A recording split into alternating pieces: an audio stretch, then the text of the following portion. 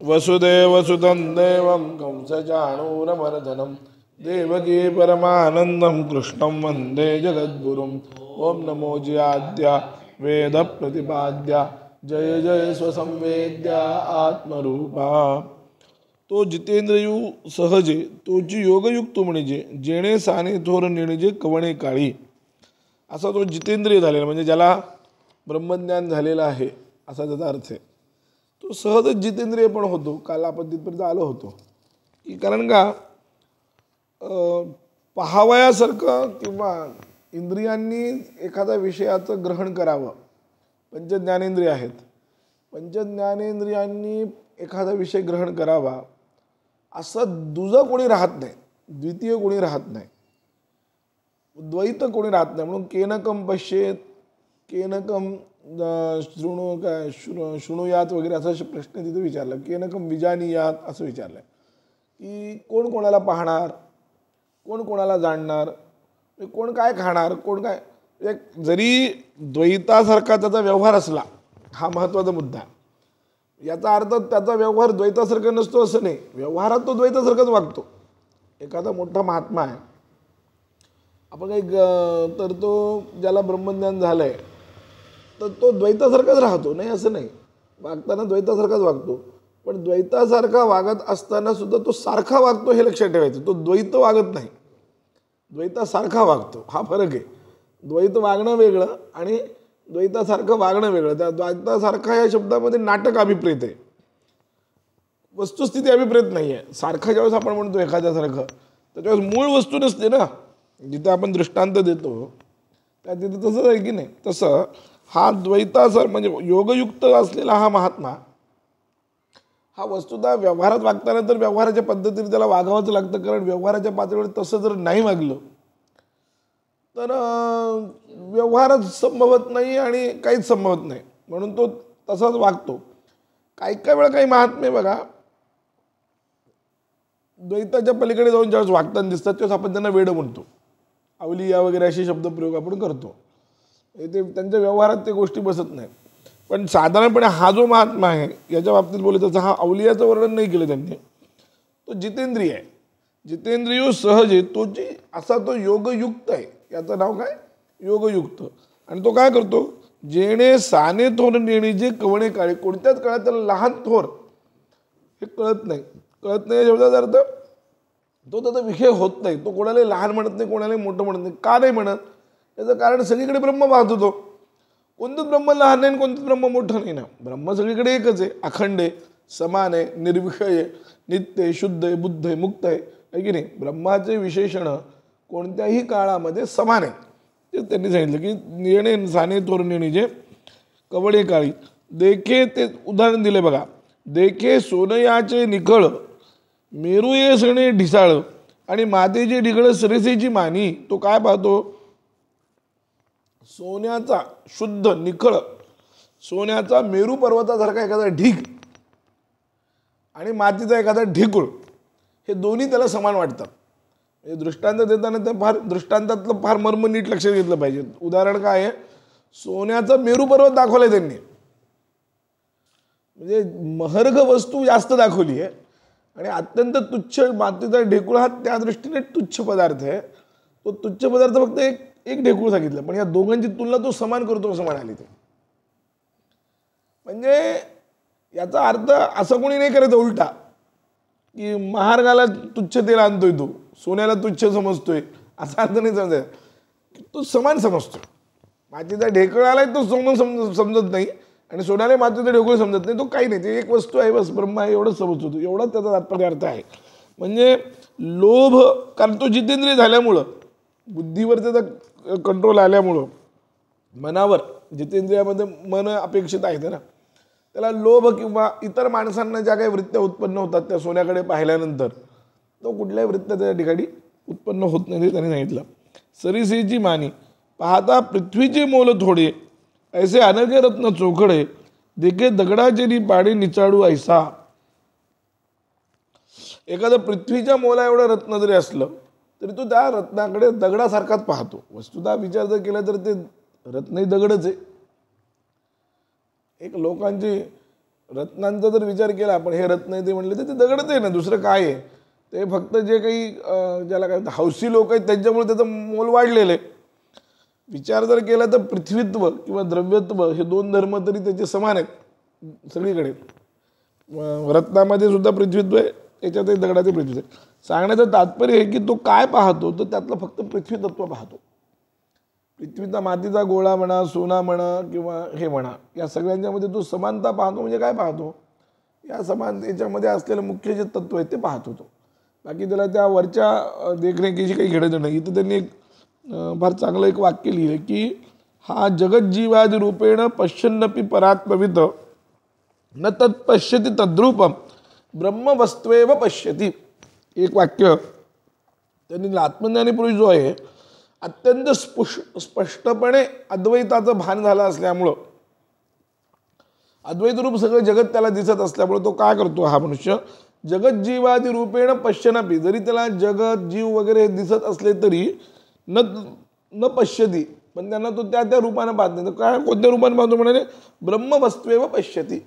त्यांच्यामध्ये लपलेलं किंवा त्यांचं अधिष्ठान असलेलं जे ब्रह्म आहे ते ब्रह्म तो पाहतो. त्याच्यामध्ये असलेलं अधिष्ठान जे आहे, म्हणजे सगळ्या जगताला अधिष्ठान कोण आहे, ब्रह्म आहे. तर तो ब्रह्म पाहतो. जसं त्या दोरीवरचा साप एकदा नष्ट झाला आणि एकदा ती दोरी दिसली की नंतर त्याला सापही तो त्या दोरी रूपातच पाहिल. तो सांगताना सुद्धा काय म्हणेल, ही दोरी होती, मी याला साप म्हणून समजलो म्हणेल. अनुवाद करताना तो कसं करेल, असंच म्हणेल ना, इथे ही दोरी पडली होती आणि मला साप वाटला, असाच अनुवाद करेल की नाही. म्हणजे काय झालं, साप तिथं एखाद्याला साप जरी दिसला तरी तो काय म्हणेल, अरे हे साप नाही, हे दोरीच आहे, कारण त्याला त्याने ते दृष्ट पाहिलेलं आहे.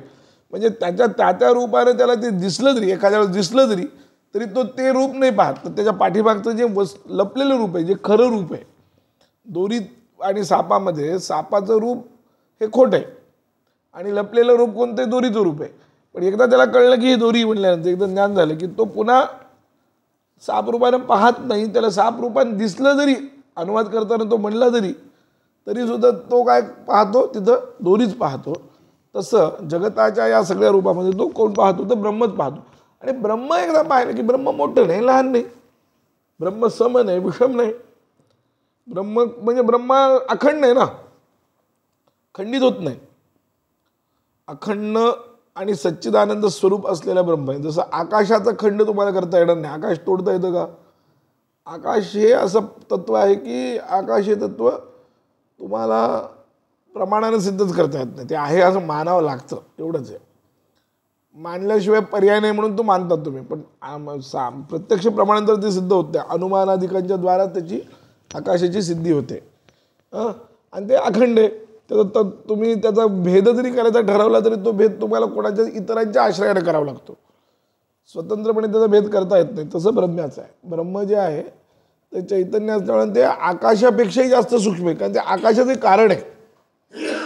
ऊर्ध्वमूल मद शाख मश्वत्तम प्राहुरव्यम, यातलं ऊर्ध्व शब्दाचा अर्थ काय आहे, उत्कृष्ट. ऊर्ध्व म्हणजे वर असा ढोबळ अर्थ झाला, पण त्याचा मुख्य अर्थ इथं काय आहे, उत्कृष्ट मूळ आहे. या सगळ्या जगताचं मूळ कोण आहे, उत्कृष्ट आहे.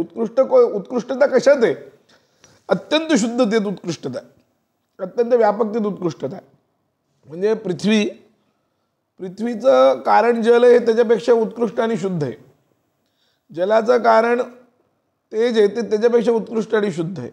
तेजाचं कारण वायू आहे, ते त्याच्यापेक्षा उत्कृष्ट आणि शुद्ध आणि सूक्ष्म आहे.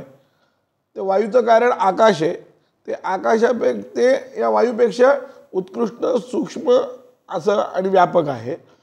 तसं आकाशाचं कारण कोण आहे, तर हा आत्मा. एतस्माद् आत्मनः आकाश संभूतः, उपनिषदात सांगितलं. तर तो किती, तो ह्याच्यापेक्षाही जास्त, म्हणजे आकाशापेक्षाही जास्त व्यापक, त्याच्यापेक्षाही जास्त शुद्ध, त्याच्यापेक्षाही जास्त अखंड आहे.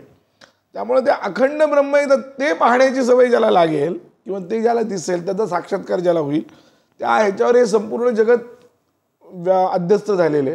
अधिष्ठान तत्व साक्षात्कार एकदा झाल्यानंतर अध्यस्त पदार्थाची निवृत्ती होते, आणि अध्यस्त पदार्थाची निवृत्ती अधिष्ठान रूपच असते, दुसरं काही तिथे दिसत नाही. तर तसं त्याला ब्रह्म दिसतं. म्हणून या योगाला म्हटले काय, युक्त, योगयुक्त विशुद्धात्मा आहे की नाही. त्याला योगयुक्त म्हटलंय आणि म्हणून तो सहजची जितेंद्रिय वगैरे होतो असं त्यांनी उदाहरण केलंय. आता पुढला श्लोक आहे, सुरन्मित्रार्युदासेन मध्यस्थ द्वेषबंधुषु साधुष्वपीच पापेषु समबुद्धिर्विशेष्यते. आता असा जो सगळीकडे पाहणारा मनुष्य आहे तो समबुद्धीनं पाहतो सगळ्यांना. समबुद्धी म्हणजे कसं म्हणले, सुरत मित्र ते तर सुरत आणि शत्रू का उदासो आणि मित्रू हा भावभेदू विचित्रू कल्पू कैचा. आता ज्याला सगळीकडे ब्रह्म पाहायची सवय लागलेली किंवा ब्रह्मच ज्याला दिसतंय, सवय म्हणल्यापेक्षा ज्याच्या दृष्टीला ब्रह्मच येतं, आता ते ब्रह्म जाणल्यानंतर त्याला मित्र आणि शत्रू हा भावभेद कसा कळेल, ही वृत्तीच तयार होणार नाही. म्हणून हा भावभेद त्याच्या ठिकाणी कल्पताच येत नाही. म्हणेल कल्पू कैचा तर या बंधू कोण काय ह्याचा, त्याचा बंधू तरी कोण आणि कशाचा. द्वेषिया कवणू तयाचा, त्याचा द्वेष करणारा तरी कोण आहे. मीची विश्व ऐसा जयाचा बोधू झाला, कारण त्याला मीच विश्व म्हणून कळायला लागतं. सर्वं खल्विदं ब्रह्म हे झालेलं आहे ना, अहम ब्रह्मास्मी झालं आणि नंतर इदं सर्वं ब्रह्म आपण काल याच्यावर बोललोय. त्यामुळे मी म्हणजे ब्रह्म आहे, ब्रह्म म्हणजे हे सगळं ब्रह्म आहे. तर म्हणजे मी म्हणजे कोण झालं, हे सगळंच झालं. मीच पाहायला लागलो. तो ब्रह्म पाहतो म्हणजे तो स्वतःलाच पाहतो, तिथं चैतन्यालाच पाहतो. स्वतःला पाहतो या शब्दाचा अर्थ स्व, या शब्दाचा अर्थ चैतन्य. सगळीकडे चैतन्य त्याला दिसतं, आपणच दिसतो. मग अशा माणसाचा मित्र कोणी नाही, शत्रू कोणी नाही, किंवा द्वेष ज्याचा द्वेष करावा असं कोणी नाही. कारण द्वेष काय कशासाठी करायचा, द्वेष तेव्हाच होईल जेव्हा त्याच्यापासून अपाय होईल, तो आपल्याला काही प्रतिकूल असेल. द्वेष कोणाला बद्दल होतो आपल्याला, तर आपल्याला सापाबद्दल द्वेष असतो. पहा, त्यानं काही आपला अपाय करू न करू पण आपल्याला सापाबद्दल एक द्वेष आहे, वाघाबद्दल द्वेष आहे. आपण त्याचा परिहार करण्याचा प्रयत्न करतो. साप दिसला की एकतर प्रयत्न करतो आपण त्याला मारायचा, नाही तर आपण तिथून निघून जातो. वाघ असेल तर पळूनच जातो आपण, म्हणजे ते काय आपल्याला त्याची भीती वाटते, कारण तो द्वेष आहे. का आता तज्जन्य जे दुःख आहे ते आपल्याला प्रतिकूल आहे, तो जे त्याचा जो परिणाम होईल तो परिणाम आपल्याला प्रतिकूल ठेवतो. आता एकदा सापातले ब्रह्म जर कळले आणि याच्यातही ब्रह्म हे कळले, तत्वतः हा ब्रह्मच आहे ना. सापही झालं ते ब्रह्म, वाघही झालं ते तत्वतः ब्रह्मच आहे की नाही. पण एक नुसतं तत्वतः आहे, ते तत्वतः कळणं आवश्यक आहे. तो एकदा कळले, आता तो माणूस त्याला पाहून कशाला पळून जाईल. म्हणून मोठमोठ्या साधू संतांच्या याच्यामध्ये चरित्रामध्ये ज्या गोष्टी येतात की नाही, की ते वाघ आला तरी ते त्याच्याजवळच थांबले, साप आला तरी त्यांच्याजवळ जमले. त्याचं कारण ते सापाशी ऐक्य झाले, त्यांचं तादात्म्य झालंय ना. म्हणून साप आणि ते वेगळे राहिलेलेच नाहीत, वाघ आणि ते वेगळे राहिलेलेच नाहीत. त्यामुळं त्याला त्या वाघाची भीती वाटत नाही, सापाची भीती वाटत नाही, किंवा त्या माणसाच्या सहवासामध्ये त्यांच्या ठिकाणी हा समभाव इतका मुरलेला असतो. म्हणून योगशास्त्र असं म्हणते अहिंसा तत्सन्निधो वैरत्याग, हा अहिंसा स्थापित होते. आणि अहिंसेची व्याख्या काय आहे, कोणती अहिंसा स्थापित होते, तर त्या माणसाच्या सहवासात आलेले जे प्राणी आहेत ते परस्पर वैरत्याग करतात. म्हणजे निसर्गतः जे शत्रू आहेत ते सुद्धा वैरत्याग करतात. जसं गाय आणि वाघ, बेडूक आणि साप हे निसर्गतः शत्रू आहेत. हे निसर्गतः शत्रू असलेले लोक अशा माणसांच्या सहवासात आले किंवा अशा माणसांच्या तपश्चर्याच्या भूमीत आले की त्यांचा वैरत्याग होऊन जातो. कारण त्यांची समबुद्धी तिथं काम करते, कारण ते सगळ्यांशी एकरूप होतात. म्हणजे साप बेडूक हे एकत्र आले, हे दोघं वैर का विसरतात, कारण त्या दोन्हींचे तादात्म्य या ऋषीशी झालेले.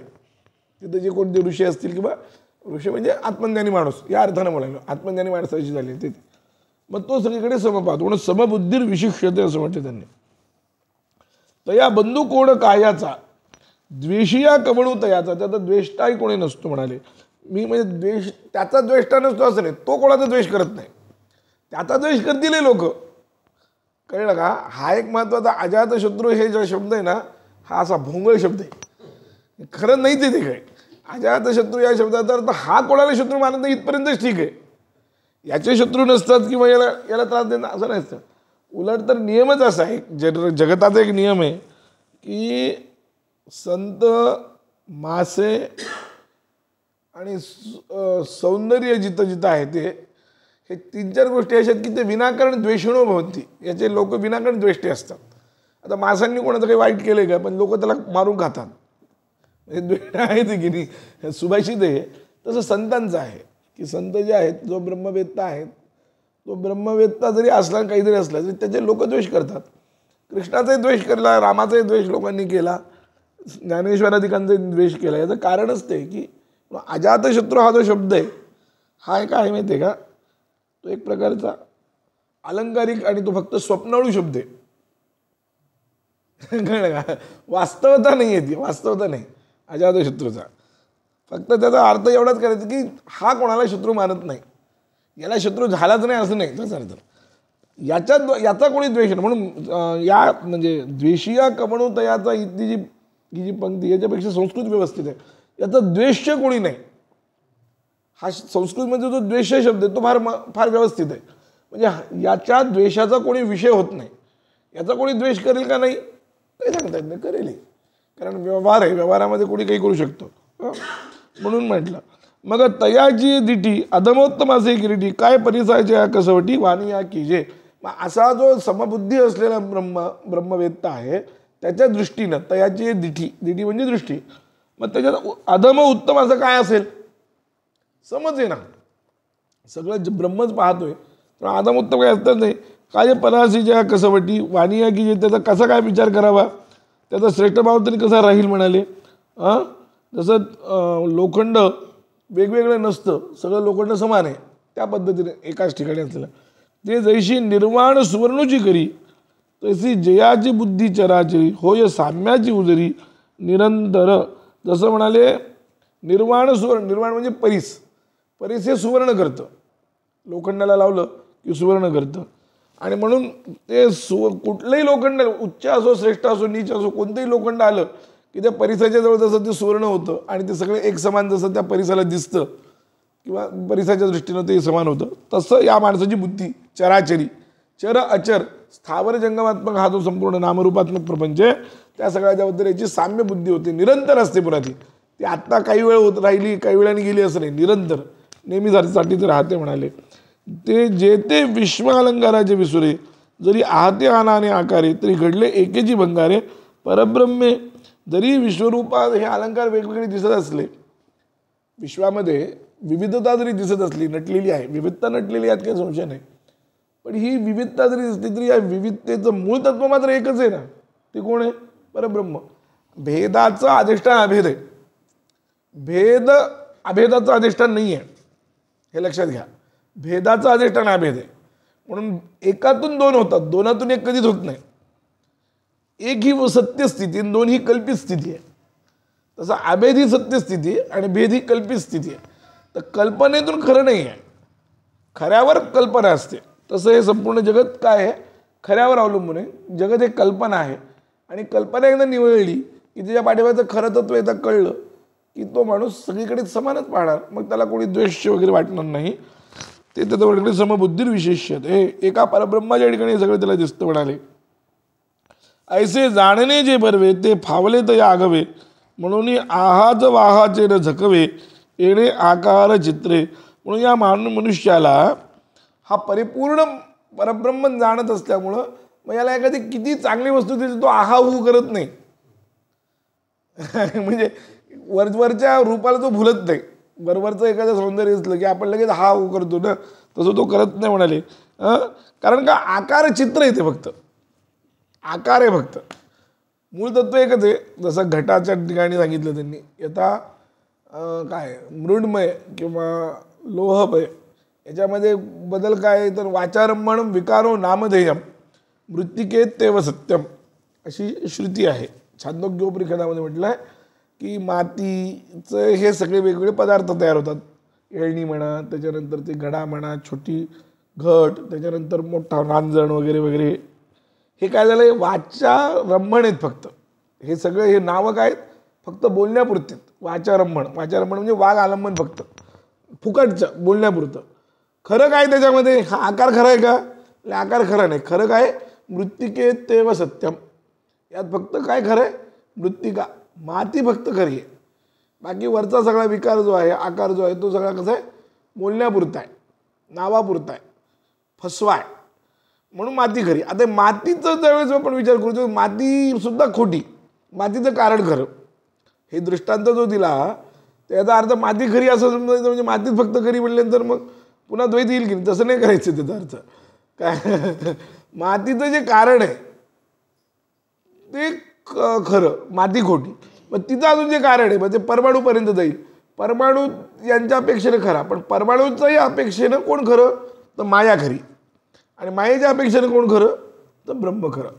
कारण परमाणूपासूनचा सगळा विस्तार जो आहे तो मायेचा परिणाम आहे, अज्ञानाचा परिणाम आहे. म्हणून कार्यापेक्षा कारण हे जास्त व्यापक आणि खरं असतं. या दृष्टीनं हा दृष्टांत देत घेत गेलेत. आणि यात शेवटचं अंतत्वगत्व जे कारण आहे ते कोणतं, ब्रह्म, ते खरं आहे यातलं, बाकी हे नाही. बाकी सारतत्व काय जर असेल तर ते आज सगळ्यात ब्रह्म आहे. तसं ते म्हणाले की या माणसाला बाकीचा हा सगळा आकारचित्र दिसत असल्यावर तो आकारचित्र तो भुलत नाही.